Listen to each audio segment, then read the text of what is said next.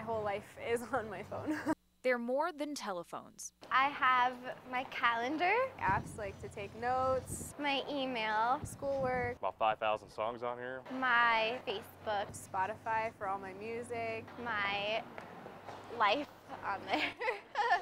They know us better than anyone. I do banking through my phone. I got Chase Bank on here. The stuff that makes smartphones so valuable to us Contact, Facebook, Twitter, pictures of my daughter. also makes them valuable It's my lifeline right here. to criminals. 40% of all thefts nationwide involve cell phones. And it's not just an empty phone criminals are looking for. They want that personal information that you store inside. As easy as it is to store that information, here's your drink. Thank you. It can just as easily disappear. But you can protect yourself.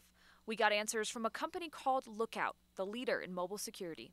The most important thing a person can do to keep them safe is set a PIN or a passcode to their phone. Enter 4 digits and you have your first line of defense. Do you use a passcode? No, because I never put my phone down. A Lookout survey shows more than half of us don't set a passcode on our phones. If your phone gets into the wrong hands, I would feel a little violated, a little bit offended that somebody would do that to another person. I would be mad. I'd be hurt. Especially, I mean, my pictures of my daughter is irreplaceable. I wouldn't feel real good for a little while.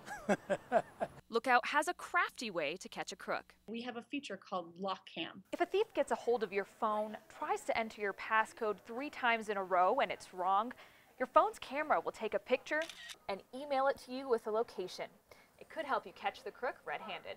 If you can't get your phone back, the repercussions can be serious. So if someone accesses your information, what's the worst thing that can happen? If your personal information falls into the wrong hands, that could lead to financial fraud or identity theft. Lookout says we're starting to realize how personal our phones are, but we're not protecting them. We're still not seeing that shift in behavior as quickly as we'd like to see them using the same security techniques that they do on their PC with their smartphone. Still, the people we spoke to in Colorado Springs I have a passcode. seemed pretty savvy. Everything that it's important to me is encrypted. So if it's ever lost or stolen, good luck. So it's up to you. Take a few steps to security or chance losing your lifeline. Rana Novini, KRDO News Channel 13.